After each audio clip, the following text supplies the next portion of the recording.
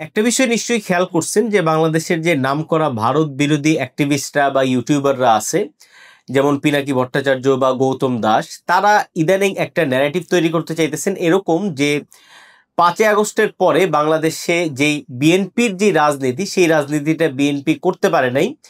এই কারণে করতে পারে নাই যে বিএনপির প্রাগৈতিহাসিকভাবে বিএনপির যে রাজনীতি সেটা থেকে বিএনপি সরে দাঁড়াইছে। তাদের বক্তব্য অনুসারে বিএনপির প্রাগৈতিহাসিকভাবে বিএনপির রাজনীতি হইল যে এখানকার পাবলিকের মধ্যে বা মিডল ক্লাসের মধ্যে বা সমগ্র বাংলাদেশের মধ্যেই যে ডান ঘেঁষা সাধারণ মধ্যবিত্ত আছে, যে একটু ডান ঘেঁষা আমরা যারা বলতে পারি, যাদেরকে বলতে পারি, বা যারা মুক্তিযুদ্ধের প্রশ্নে বা প্রগতিশীলতার প্রশ্নে সরব না, বা মুক্তিযুদ্ধের প্রশ্নে তারা প্রশ্ন করতে পারে, বা তারা জামাতের অবস্থানকে ওইভাবে ক্রিটিক্যালি দেখে না, এই লোকদেরকে বিএনপি তার সঙ্গে রাখতে পারে নাই।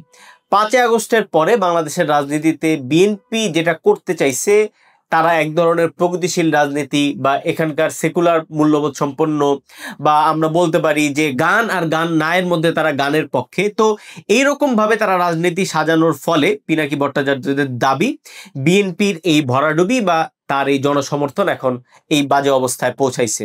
এক্ষেত্রে তারা যেটা বলতে চাইতেছে যে বিএনপির এই যে ডান ঘেঁষা যেই রাজনীতিটা ছিল বা ভোট ব্যাংক ছিল, সেটা স্বাভাবিকভাবেই জামাত ইসলামের কাছে চলে গেছে, এবং বিএনপির কাছে যেই ভোটটা এখন দাঁড়াইছে সেটা জাস্ট আওয়ামী লীগের গুটি কয়েক ভোট, এবং বিএনপির নিজস্ব ভোট বলে কিছু নাই।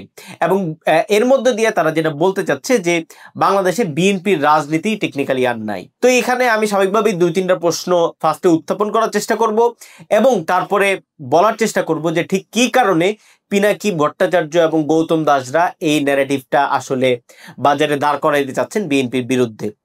প্রথমত, তারা 3টা বিষয় আসলে এখানে ওভারলুক করতেছেন। প্রথম প্রশ্ন হচ্ছে যে 5ই আগস্টের পরে বাংলাদেশের রাজনীতিতে, বাংলাদেশের ভোট ব্যাংকে, বাংলাদেশের ভোটের রাজনীতিতে যেভাবে ইসলাম পন্থার একটা উত্থান দেখা গেল, এবং সেখানে সরাসরি সরকারি মদত ছিল। সরকারি মদত ছিল এই অর্থে যে আমরা দেখতে পাইছি যে এখানকার সরকারের মধ্যে ইসলাম প্রশ্ন বিশেষভাবে তারা নিবিড়ভাবে তারা আসলে সবসময় এই জিনিসটার মধ্যে এঙ্গেজ ছিল। তারা জামাতে ইসলামের জন্য একটা বিশেষ একটা রাজনৈতিক অবস্থা তারা দিতে চেষ্টা করছিল, এবং সরকারের মধ্যে, প্রশাসনের মধ্যে জামাতে ইসলামের ব্যাপক প্রভাব ছিল। এই সব কিছু মিলাইয়া বাংলাদেশে যে রাজনীতিটা তৈরি হয়েছে সেটা মূলত একটা জামাত কেন্দ্রিক একটা নতুন রাজনীতি তৈরি হয়েছিল এখানে। তার ধারাবাহিকতায় পিনাকি ভট্টাচার্যরা যে জিনিসটা একেবারেই আমলে নিতে চাচ্ছেন না, যে এর ধারাবাহিকতায় যে ভোটের রাজনীতিটা সামনে দাঁড়াইতেছে, সেখানে জামাতের বিরুদ্ধে যদি বিএনপিকে ভোট করতে হয় বা রাজনীতি করতে হয়, তাহলে তারা ঠিক কি কারণে ডান ঘেঁষা রাজনীতিটা করতে পারবেন।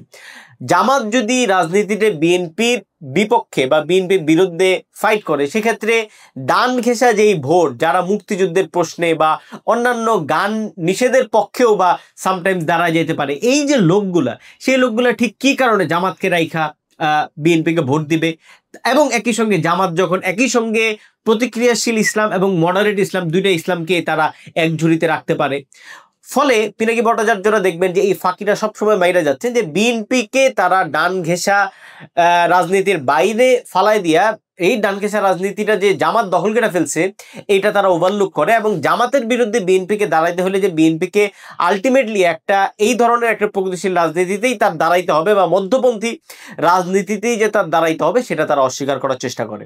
দ্বিতীয়ত, সবচেয়ে ইম্পর্টেন্ট যেটা, সেটা হচ্ছে যে পিনাকি ভট্টাচার্যরা যেই জিনিসটাকে গায়েব করে দিতে চায়, সেটা হচ্ছে যে বিএনপি এই মুহূর্তে প্রগতিশীল বলেন, মুক্তিযুদ্ধপন্থী বলেন, সেকুলার মূল্যবোধ সম্পন্ন বলেন, এই যে একটা আমরা বলতে পারি লিবারাল মিডল ক্লাস, লিবারাল পাবলিকের যে রাজনীতিটা করতেছে, সেই রাজনীতিটা বিএনপি করতেছে। একই সঙ্গে এর মধ্যে দিয়ে তারা আওয়ামী লীগের রাজনীতি গায়েব করে দিচ্ছে।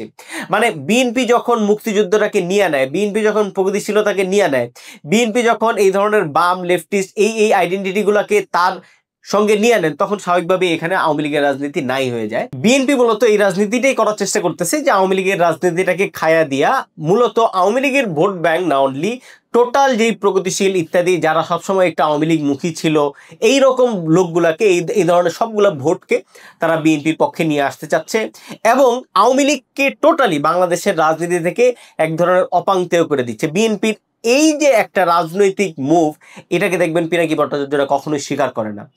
এবং থার্ডলি আমি যেটা মানে যে বিষয়টা পিনাকি ভট্টাচার্যরা অ্যাভয়েড করতে চাচ্ছেন, সেটা হচ্ছে যে সম্প্রতি ডাকসু নির্বাচনের মধ্য দিয়া বাংলাদেশে যে জামাতের জন্য একটা, জামাত বাংলাদেশের রাজনীতিতে একটা ব্যাপক জায়গা অর্জন করে ফেলছে, এই যে ন্যারেটিভটা তৈরি হয়েছে, এটার মধ্য দিয়ে পিনাকি ভট্টাচার্যরা যেটা এস্টাবলিশ করতে যাচ্ছেন যে বাংলাদেশে টোটাল রাজনীতিটাই ডান ঘেঁষা হয়ে গেছে।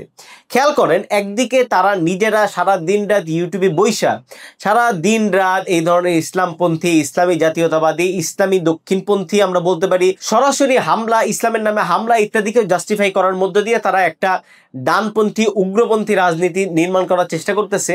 অন্যদিকে তারা বলার চেষ্টা করতেছে যে বাংলাদেশের আপামর মানুষ ডান ঘেঁষে হয়ে গেছে, ডাকসু নির্বাচন তারই একটা বহিঃপ্রকাশ। এখানে আপনারা খেয়াল করবেন যে একটা সিম্পল হিসাব আপনারা যদি করতে চেষ্টা করেন তাহলে বুঝবেন যে ধরেন এই যে হাজার হাজার স্টুডেন্ট ঢাকা ইউনিভার্সিটিতে পড়ে, কিন্তু একই সঙ্গে হাজার হাজার ইউনিভার্সিটি তো প্রাইভেট ইউনিভার্সিটিগুলোতেও পড়ে।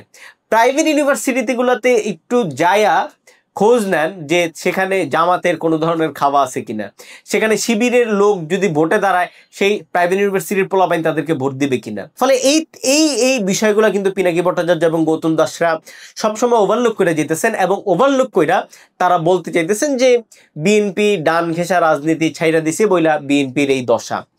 পিনাকি ভট্টাচার্যরা মূলত যেই উদ্দেশ্যে এই কাজটা করতে চাইতেছেন সেটা খুব সিম্পল। আমি অনেকবারই তাদের ব্যাপারে বলার চেষ্টা করছি যে তারা মূলত ভারতের হইয়া কাজ করে এবং ভারত বাংলাদেশে যে জিনিসটা চায় সেই জিনিসটাই তারা করে।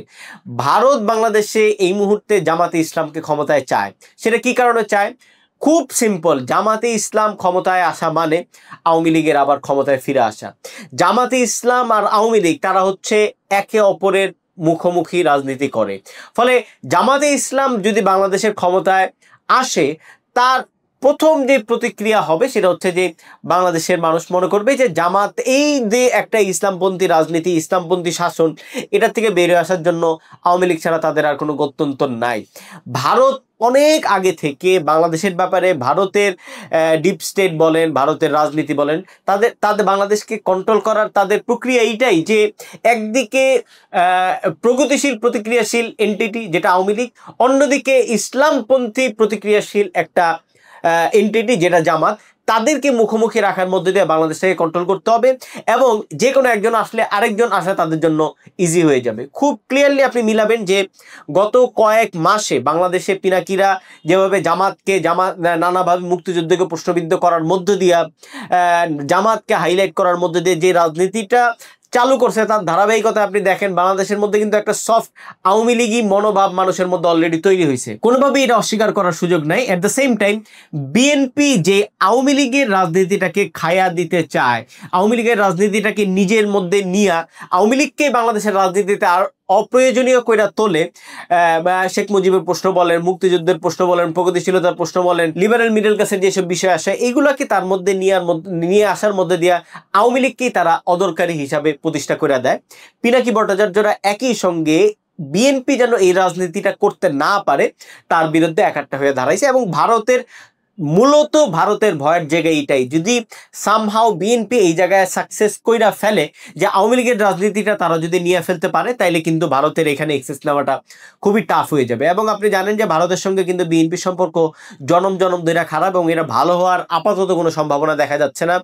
ভারত প্রশ্নে সে বিএনপি একই সঙ্গে আমেরিকার সঙ্গে নেগোসিয়েট করে এই মুহূর্তে, যেটা তারা প্রফেসর ইউনূসের সঙ্গে গিয়া আমেরিকা এই মুহূর্তে তারা করতেছে। অ্যাট দ্য সেম টাইম চায়নার সঙ্গে তারা যে সম্পর্ক করে সেখানেও একটা ভারত ফ্যাক্টর আছে। ফলে বাংলাদেশে ভারতের জন্য সবচেয়ে বড় ভয়ের কারণ যে বিএনপি যদি সামহাও এই আওয়ামী লীগের রাজনীতিটাকে খায়া দিতে পারে এবং সেটা তার নিজের করে নিয়ে বাংলাদেশের ক্ষমতায় বসে যেতে পারে। পিনাকিরা এটা কোনোভাবেই হইতে দিবে না।